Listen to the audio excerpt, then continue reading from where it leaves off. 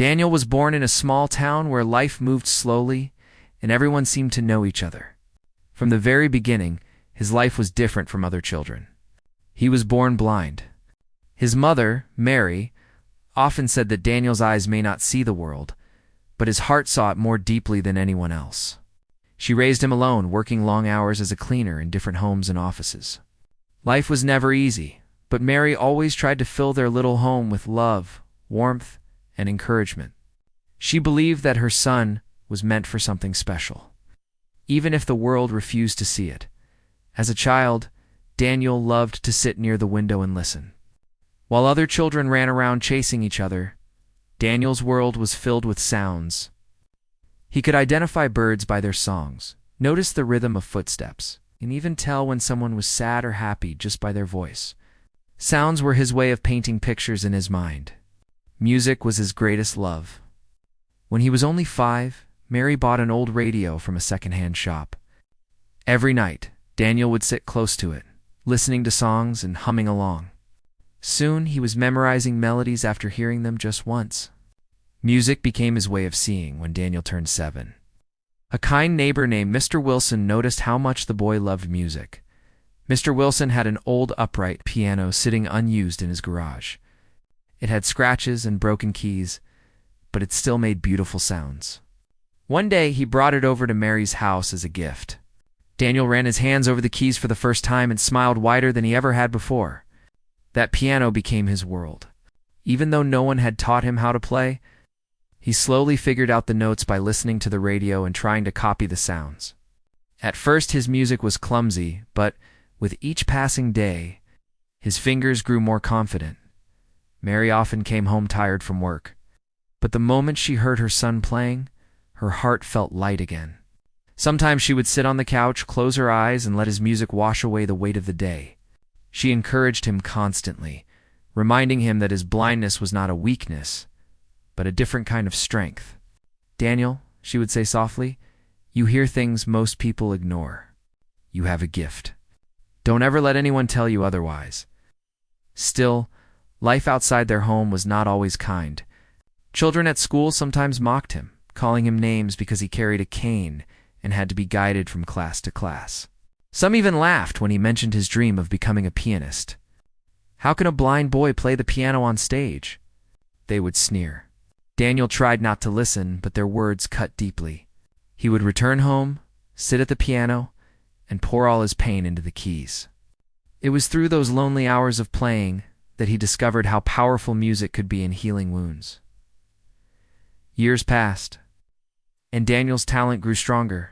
By the time he was a teenager, he could play songs after hearing them only once. He even began composing his own little pieces. Each tune told a story about the wind brushing against the trees, about his mother's laughter, about the ache of being different. But outside of their small house, hardly anyone knew about his gift. To the world, he was just another blind boy from a poor family. To his mother, he was a miracle. Mary sometimes worried about his future. She wanted him to study, to get a proper education, but she also knew that music was his true path. They did not have money for formal lessons, so she did what she could. She borrowed music books from the library and read the notes aloud to him. Though Daniel could not see the notes, he remembered every sound she described. Together, they became a team, Mary's voice guiding him, Daniel's fingers translating the instructions into melodies. One evening, something special happened that would stay in Daniel's heart forever. It was late, and Mary had just finished cooking a simple meal of rice and beans. Daniel sat at the piano, trying out a new song. Suddenly, a neighbor walking by stopped to listen. The music drifted through the window and into the street. Within minutes, a small group of people had gathered outside, drawn by the sound. They whispered to each other in surprise when they realized it was Daniel playing. For years, many had thought of him as the quiet, blind boy who kept to himself. Now, they stood in awe as his music filled the night air.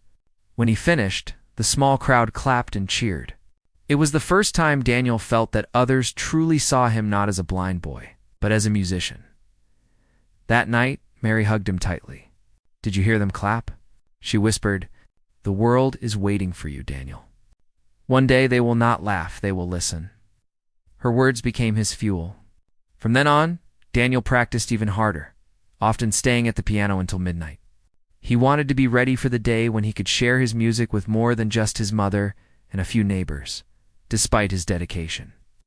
Doubt sometimes crept into his heart. There were nights when he wondered if his dream was foolish. He thought of the famous pianists he heard on the radio, playing in grand theaters. How could a poor blind boy from a small town ever reach such heights? But whenever those thoughts tried to drown him, Mary's voice came back to him, steady and strong.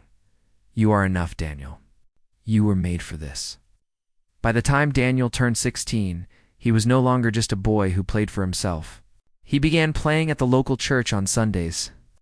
At first, the congregation was hesitant, but soon they realized that his music lifted their spirits in ways words never could.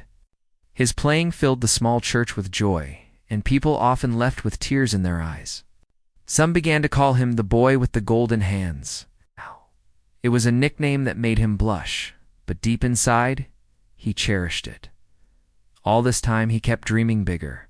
He dreamed of playing in a real theater on a real stage, with an audience that stretched as far as he could imagine.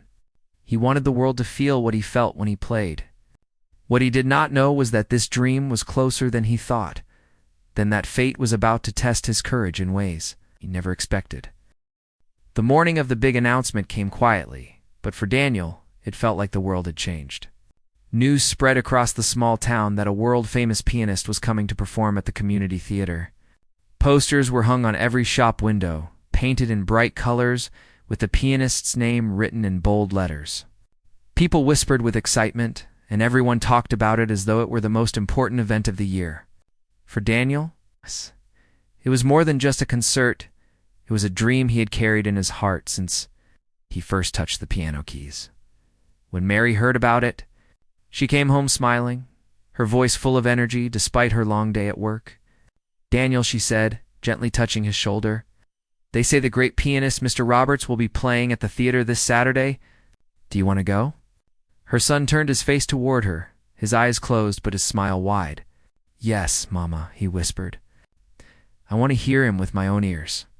I want to know what greatness sounds like up close." Mary had little money, but she promised herself she would find a way to buy 2 tickets. For her, nothing mattered more than her son's happiness. The days leading up to the event were filled with anticipation. Neighbors chatted in excitement, and children boasted that their parents had already secured seats. Daniel sat at his old piano every evening, his fingers dancing across the worn keys, imagining what it would feel like to hear and maybe even meet someone who had conquered the world through music. He told his mother, "Maybe, if I'm brave enough, I could ask him how he learned to play so well." Mary stroked his hair and smiled. "You have nothing to fear, Daniel. Your heart already knows the music." Finally, Saturday arrived. The town theater, which was usually quiet and almost forgotten, now shone with lights and decorations. People dressed in their best clothes, chatting loudly as they waited for the doors to open. Mary held Daniel's hand tightly as they walked together toward the entrance.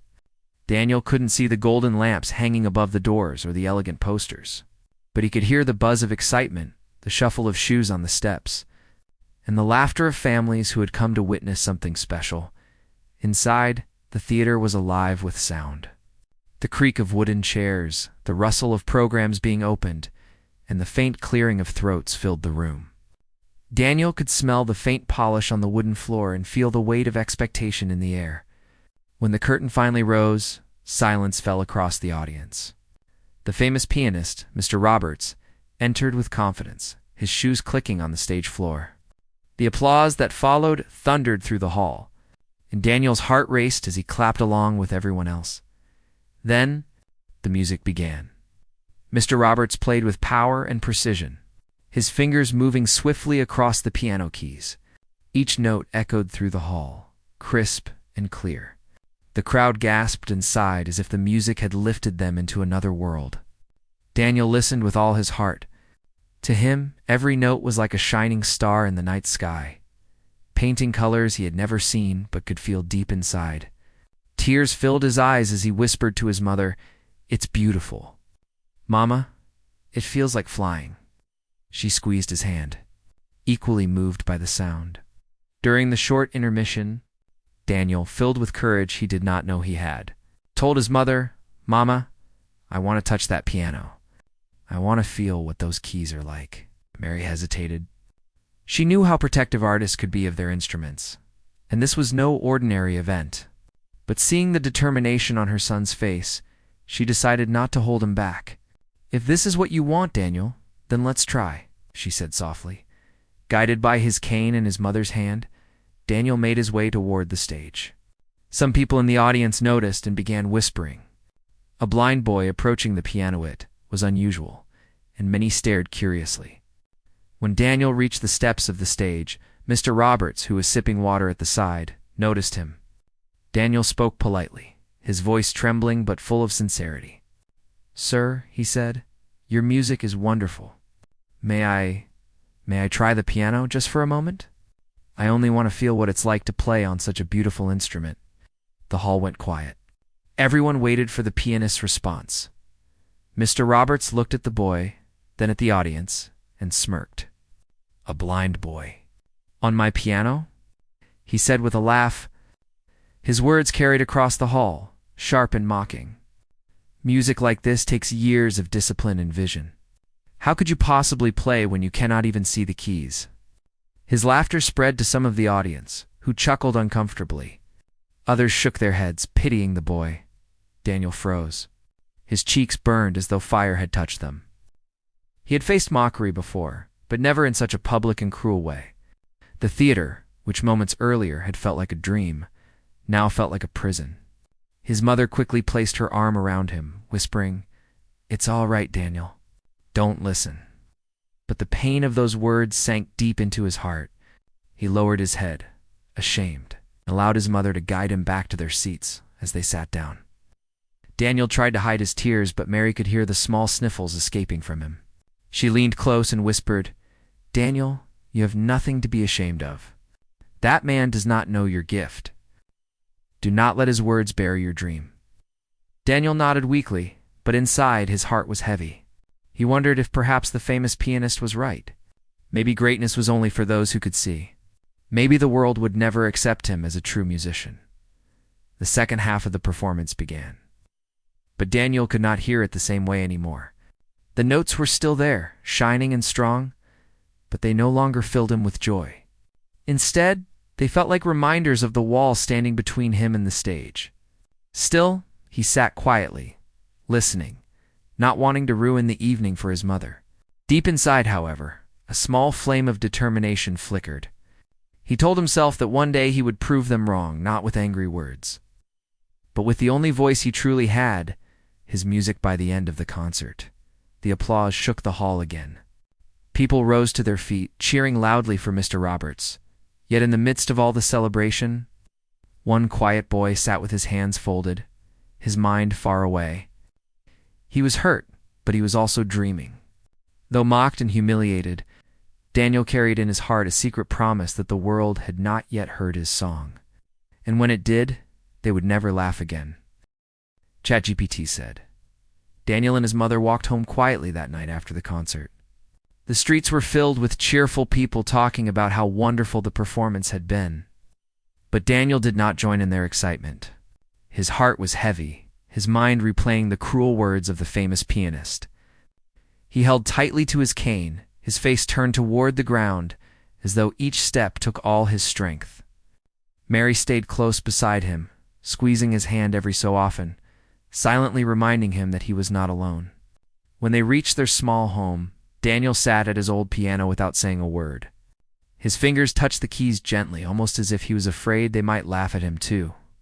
Mary placed a hand on his shoulder. "Daniel," she said softly, "you cannot let one man's unkindness stop you. He does not know what you carry inside. He saw only what you cannot do, not what you can." Daniel sighed and nodded, but he did not speak. Instead, he began to play, pouring his sadness into the melody.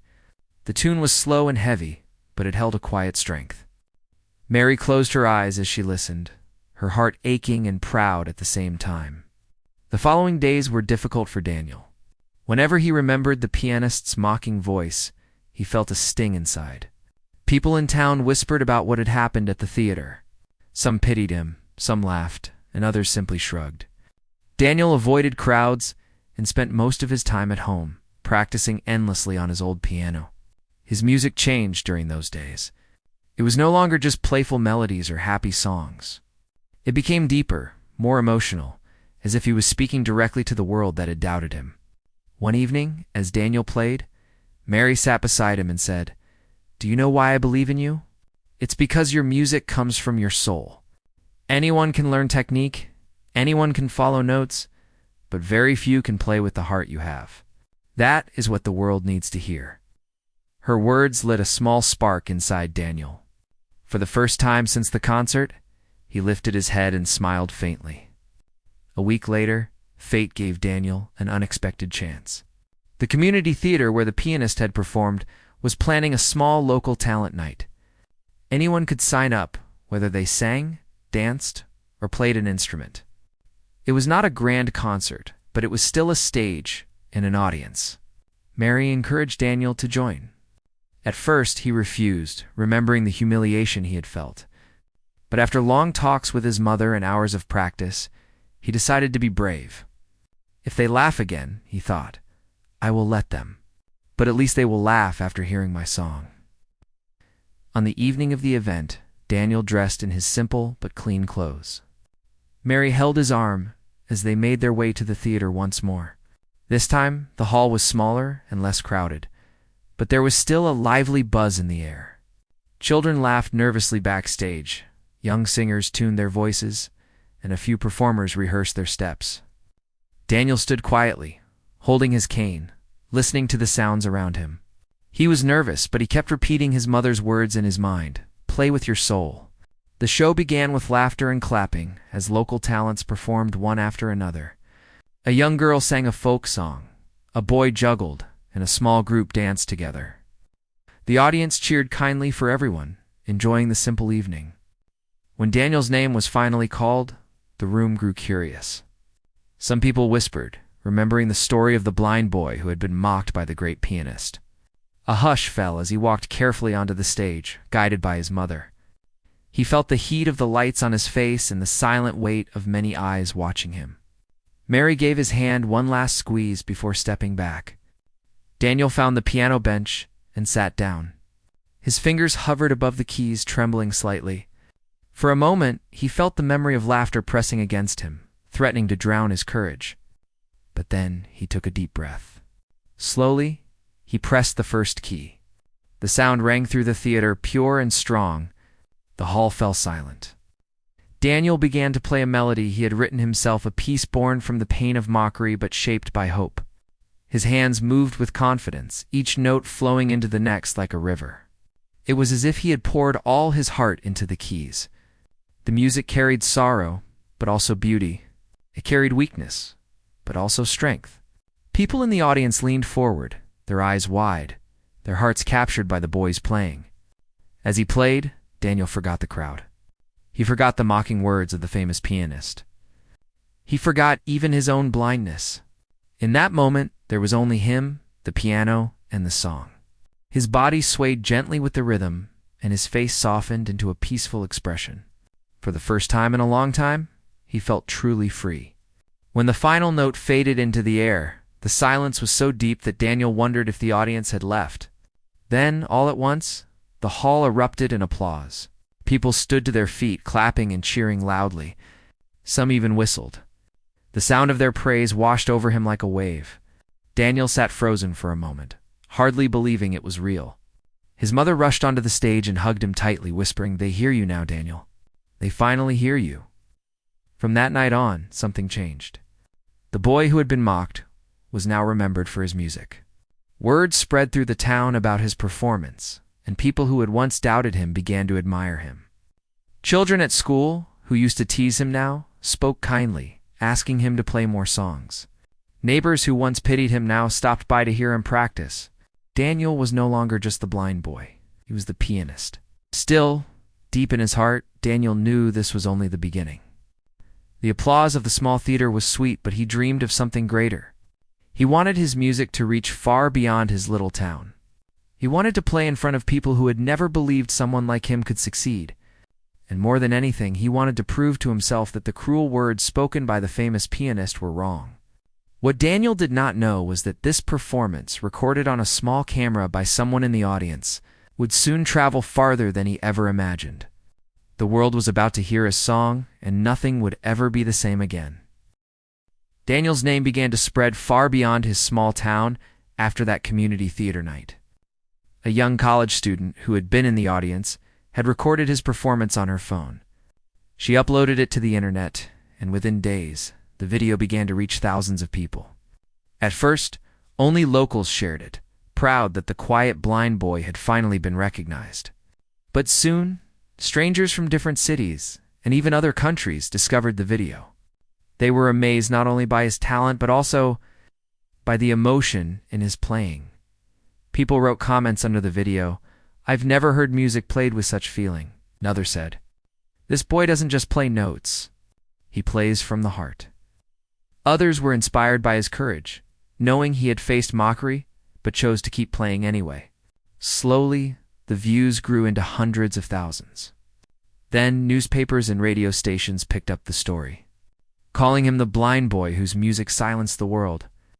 But before Daniel even knew how much his song had touched people far away, he was still living his simple routine. He practiced every morning, helped his mother with small chores in the house, and played at the local church on Sundays. To him, life hadn't changed much, till one day when a letter arrived. Mary opened it carefully and read it aloud to Daniel. The letter was from the city's grand concert hall. They had seen the video and wanted to invite Daniel to perform at a charity event.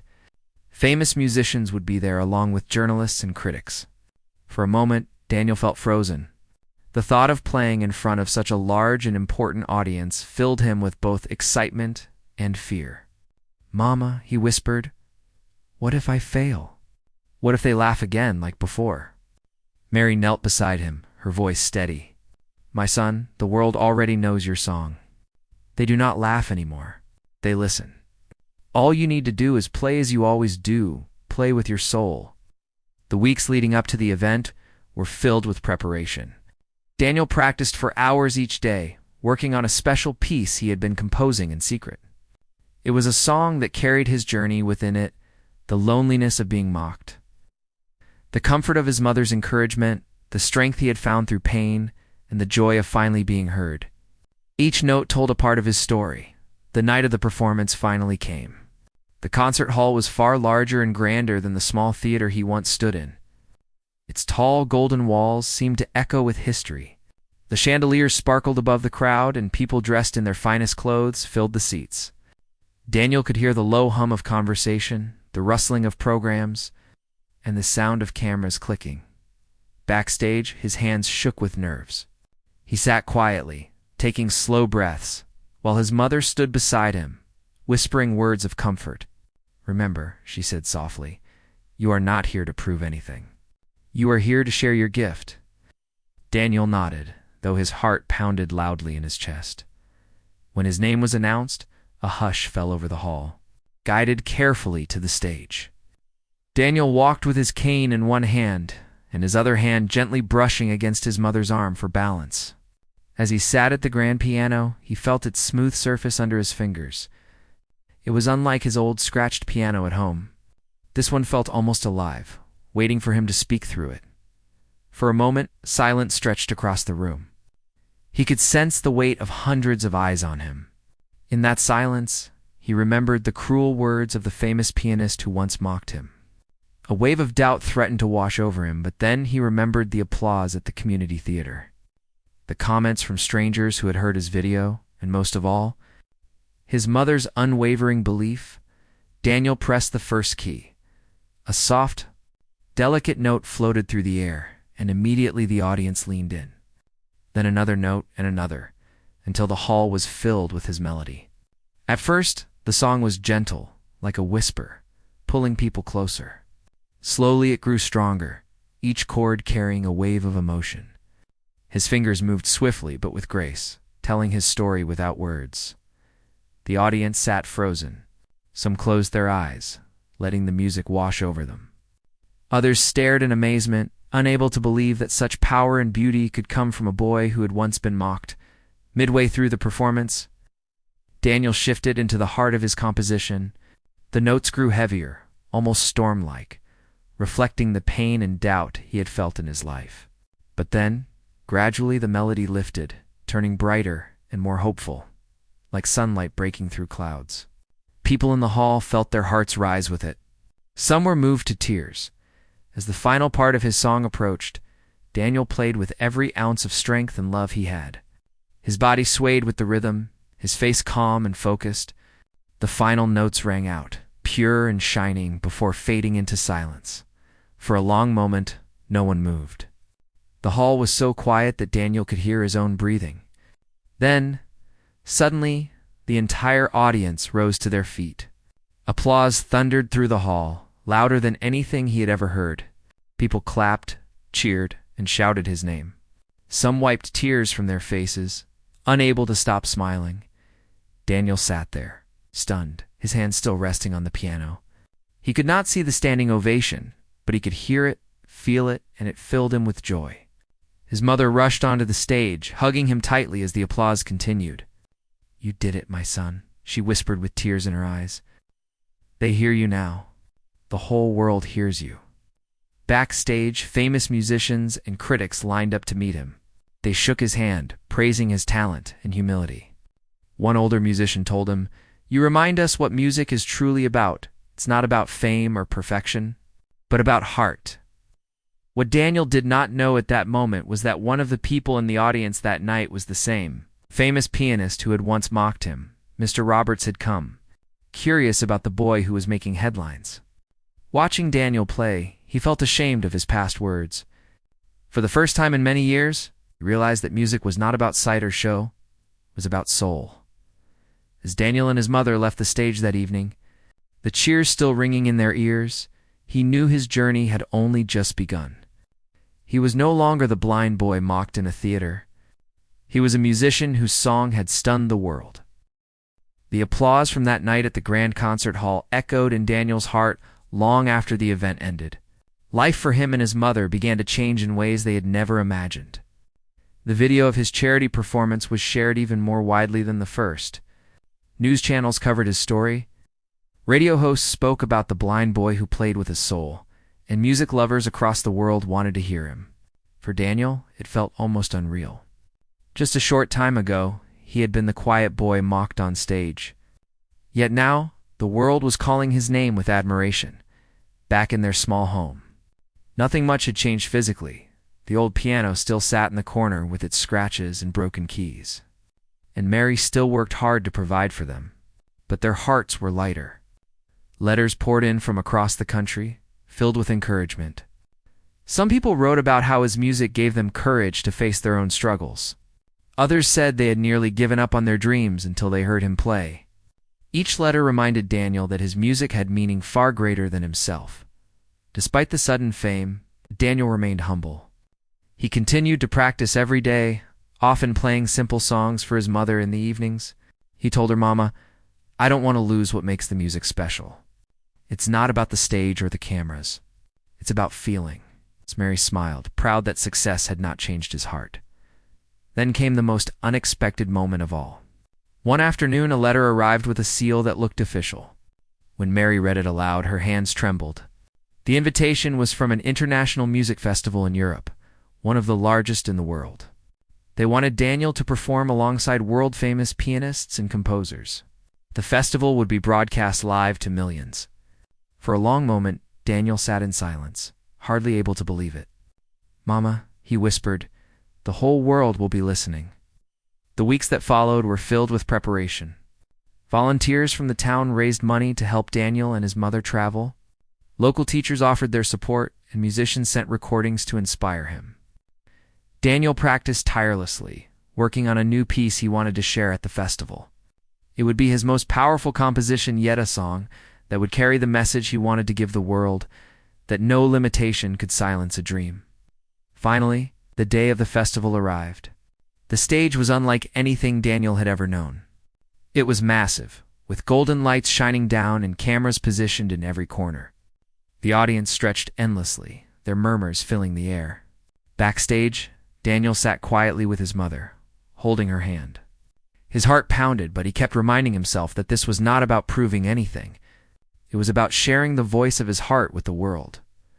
When his turn came, he walked onto the stage with steady steps. The hall fell silent. People had heard his story, but now they waited to see if it was true. If this blind boy from a small town could really move hearts as they had heard. Daniel sat at the grand piano, placed his fingers gently on the keys, took a deep breath. Then he began to play. The song started softly, almost like a whisper of hope. Slowly it grew, carrying sorrow and struggle, but also strength and triumph. His hands moved with confidence, as though guided by something greater than sight. The audience leaned in, their eyes wide as the music wrapped around them. Some closed their eyes, tears slipping down their cheeks. The melody spoke to every listener differently. Some heard their own struggles. Others their long-lost dreams, but all felt the power of it. Halfway through, the music reached a stormy section, full of tension, echoing the pain Daniel had carried when mocked and doubted. Then, like dawn breaking after the longest night, the melody lifted into light and hope. The hall seemed to breathe with him, the silence between notes as powerful as the notes themselves. By the end, the song soared, leaving the audience breathless. When the last note faded, there was a long pause. For a moment, Daniel wondered if the audience had even understood. Then, all at once, thunderous applause filled the hall. People stood, clapping and cheering louder than he had ever heard. The sound rolled like a wave, washing over him. Some shouted his name, others simply cried. It was clear that his music had touched something deep in their souls. Backstage after the performance, musicians and critics rushed to meet him. They told him his music was unlike anything they had ever heard. "You do not just play," one composer said. "You make us feel alive," another whispered. "Your blindness is not a limitation. It is the reason your heart sees what others miss." Among the crowd was a familiar figure. The same famous pianist who had once mocked him had been watching. He approached Daniel slowly, his voice filled with shame and humility. "Daniel," he said softly, "I was wrong. That night in the theater, I could not see your gift, but tonight I saw what true music is. You have taught me a lesson I will never forget." Daniel listened quietly. For a moment, he remembered the sting of humiliation, the laughter of the crowd that night. But instead of bitterness, he felt peace. With a gentle smile, he said, "Music is not about who is right or wrong. It is about sharing. I am glad you could hear my song." The pianist bowed his head, deeply moved by Daniel's grace. From that day forward, Daniel's life was never the same. He traveled to different countries, performing for audiences everywhere. Yet he never forgot his roots. He always returned to his small town, where his old piano still sat waiting. He played at the church, for his neighbors, and most importantly, for his mother. Fame did not take away his humility. In every performance, whether in front of millions or just one person, he gave the same gift, his heart, through music. People around the world began to see him not just as a blind boy who overcame hardship, but as a symbol of courage and hope. Schools used his story to inspire children. Musicians spoke of him as proof that true greatness lies not in perfect technique, but in soul. And to Daniel, this was the greatest reward of all that his music could give others strength. Mary, who had stood beside him from the beginning, lived to see her son achieve what many thought impossible. Whenever people praised Daniel, he always said the same thing: "It is because of my mother's belief that I am here. She gave me the courage to play when the world laughed." In the end, the boy who had once been mocked on a small stage became the man whose song stunned the world. He showed that blindness was not darkness. It was simply another way of seeing. Through his music, Daniel reminded the world that no dream is too small, no voice too quiet, and no heart too broken to shine. And so, whenever he sat at a piano, whether in a grand hall or at home with his mother, Daniel played not for fame or applause, but for the simple joy of proving that hope and love can create a song strong enough to reach every corner of the world.